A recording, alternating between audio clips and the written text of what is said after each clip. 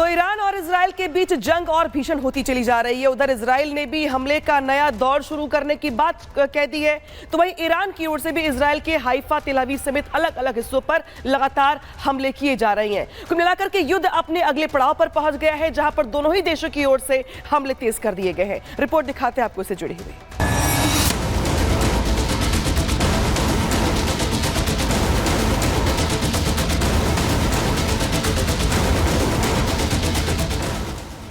नौवें दिन भी इजराइल ईरान के बीच जंग जारी है। दोनों तरफ से हमले हो रहे हैं। एक दूसरे की मिसाइलों को इंटरसेप्ट किया जा रहा है। दोनों देश एक दूसरे को बर्बाद करने में लगे हैं और दुनिया तमाशबीन है। नौवें दिन भी इजराइल ने ईरान पर जोरदार हमला किया। करीब 50 फाइटर जेट के जरिए ईरान पर अटैक किया गया। वहीं ईरान इजराइल पर कहर ढा रहा है। ईरान वो तमाम मिसाइलें दाग रहा है जिससे इजराइल को ज्यादा से ज्यादा नुकसान हो सके। तेल अवीव में सायरन बज रहे हैं। यरूशलेम का भी यही हाल है। पिछले 2 दिन से ईरान इजराइल पर ताबड़तोड़ मिसाइलें दाग रहा है। ईरान की मिसाइलों से इजराइल की कई बिल्डिंग तबाह हो गई है। ईरान के निशाने पर हाइफा शहर रहा। हाइफा में ईरानी मिसाइलों ने हाहाकार मचा दिया। बिल्डिंग तहस नहस हो गई, गाड़ियों में आग लग गई और लोग जान बचाने के लिए भागते हुए नजर आए। ईरान ने इजराइल के बेशर्बा शहर को निशाना बनाया है। मिसाइल हमले से शहर की कई बिल्डिंग जमींदोज हो गई है। ईरानी हमले के बाद पीएम नेतन्याहू ने इलाके का दौरा किया और ईरान को चेतावनी दी। इजराइल ने भी ईरान को काफी नुकसान पहुंचाया है। वैसे भी इजराइल के निशाने पर ईरान का परमाणु कार्यक्रम रहा है और अब तक इजराइल भी 3 से ज्यादा परमाणु रिएक्टर पर हमला कर चुका है, जिसकी वजह से ईरान में बार बार भूकंप आना शुरू हो गए हैं। ईरान में बीती रात 5.2 तीव्रता वाला भूकंप आया। ऐसे में साफ है कि इजराइल के हमले से न्यूक्लियर फैसिलिटी को नुकसान पहुंचा है, जिसका असर अब दिखने लगा है। Bureau report, Republic Bharat. और इस बीच एक बड़ी खबर यह है कि ईरान पर अमेरिकी राष्ट्रपति डोनाल्ड ट्रंप ने सवाल उठाया है, लेकिन सवाल अपने ही खुफिया विभाग पर सवाल उठाए हैं।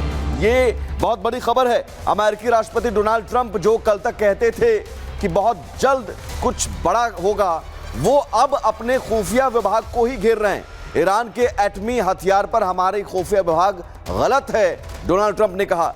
जो अभी मौजूदा इंटेलिजेंस चीफ है वहां पर, तुलसी गबार्ड, उनके बारे में उन्होंने कहा कि ईरान के एटमी हथियार पर वो गलत है। डोनाल्ड ट्रंप का ये बयान।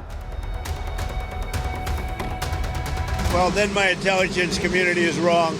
Who in the intelligence community said that? Your Director of National Intelligence, Tulsi Gabbard.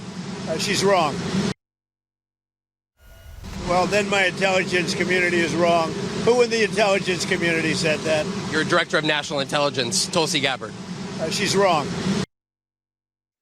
Trump के बयान के बाद डीएनआई चीफ तुलसी गबार्ड का बयान सामने आया है। मेरे बयान को गलत तरीके से दिखाया गया, तुलसी गबार्ड कह रही हैं। अमेरिकी राष्ट्रीय खुफिया विभाग की डायरेक्टर तुलसी गबार्ड ने कहा कि अमेरिका के पास इस बात की पुख्ता जानकारी है कि ईरान परमाणु हथियार बनाने से हफ्ते या 1 महीने ही दूर था। तो देखिए, तुलसी गबार्ड कुछ और कह रही है, डोनाल्ड ट्रंप कुछ और कह रहे हैं। तुलसी गबार्ड ये कह रही हैं कि मेरे बयान को गलत तरीके से दिखाया गया। अमेरिका को इस बात की खुफिया जानकारी थी कि ईरान परमाणु हथियार बनाने के बहुत करीब है, कुछ ही महीने करीब है। तुलसी गबार्ड ये कह रही हैं। हालांकि डोनाल्ड ट्रंप ये कह रहे कि वो गलत है।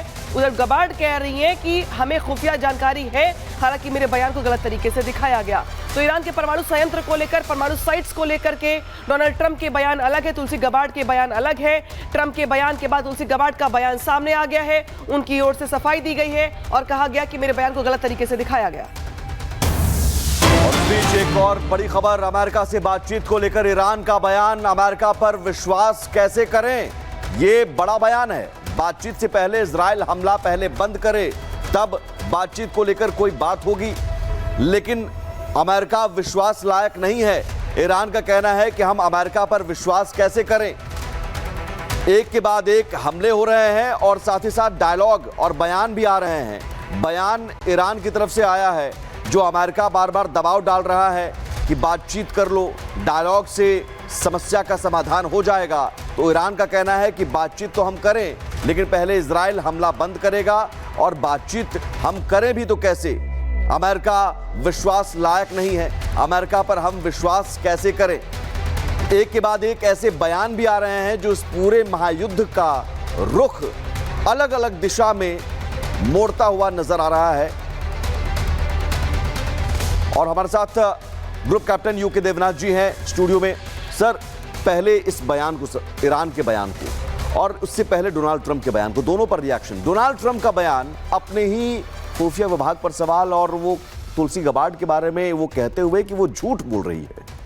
बड़ी ही हास्यास्पद बात है, एक देश के राष्ट्रपति और नेशनल इंटेलिजेंस चीफ के बीच में इतना मतभेद होगा, ये तो हम सोचते थे छोटे मोटे देशों में, पिछड़े देशों में, गरीब देशों में या डिक्टेटरशिप में होता है। आमतौर पे उम्मीद ये की जाती है कि अमेरिका जैसे डेमोक्रेसी में जो इंटेलिजेंस चीफ है वो हर रोज़ राष्ट्रपति को सुबह एक 5 मिनट की ब्रीफ देती हैं। इसी तरह से हर रोज़ शाम को 5 बजे राष्ट्रपति घर में जाने के पहले इंटेलिजेंस चीफ को बता देते हैं कि अगले दिन से उनको क्या क्या जानकारी चाहिए। ये भी दिखाता है कि दुनिया के इतने बड़े प्रजातंत्र में जो एडमिनिस्ट्रेशन है उसको डोनाल्ड ट्रंप ने कितने हद तक गड़बड़ा दी है। हर प्रजातंत्र में क्या होता है कि जो चीफ है, मुखिया है, चाहे प्राइम मिनिस्टर हो या प्रेसिडेंट हो, वो अपने सारे मंत्रियों को, खासतौर से इंटेलिजेंस के चीफ को तो अपना दायां हाथ मानते हैं। तो ऐसे में लगता है कि डोनाल्ड ट्रंप का जो व्यक्तित्व है, जिसमें कि वो हर व्यक्ति को समझने नहीं देते, बैकफुट पर डाल देते हैं, कन्फ्यूजन क्रिएट करते हैं, वो अमेरिका की खुफिया तंत्र को भी अफेक्ट कर रहा है। लेकिन यूके देवनाथ जी, सवाल यहाँ पर यह भी है कि दुनिया के अलग अलग देशों में वॉर रुकवाने की एक्सपर्टीज के तौर पे जाने जाने वाले डोनाल्ड ट्रंप, अब जिस तरीके से ईरान इजराइल के अगर बीच की बात कर ली जाए तो वहां कंफ्यूजन दिख रहा है उनके भीतर बहुत ज्यादा। पहले वो कहते हैं कि भाई हम इजराइल के साथ है, फिर कहते हैं ईरान हमले बंद कर दे, फिर कहते हैं कि हम अटैक करेंगे, फिर कहते हैं अटैक करेंगे, 2 हफ्तों का समय ले लेते हैं, और अब वो अपने खुफिया विभाग को सवालों के घेरे में खड़े करते हैं। ट्रंप इतने कंफ्यूज क्यों है? क्या उनको ये लग रहा है कि जो दोनों ओर, जो इजराइल और ईरान है, वहां पे बिजनेस भी उनका खतरे में है, संबंध भी खतरे में है, दोनों दांव पर लगे हैं, लिहाजा चुप हो जाओ? ट्रंप का ये बिजनेस ट्रेड है। साइकोलॉजिस्ट बोलते हैं कि जो हाईली सक्सेसफुल सीईओज होते हैं वो अनप्रेडिक्टेबल होते हैं। वो अपने स्टाफ को और अपने प्रतिद्वंदी दोनों को ही गेसिंग गेम में डाल देते हैं। ट्रंप का ये व्यवहार हमने चीन के तरफ भी देखा, जब उन्होंने चीन पर 200% टैरिफ, 100% टैरिफ और फाइनली मात्र 20% का टैरिफ लगाया।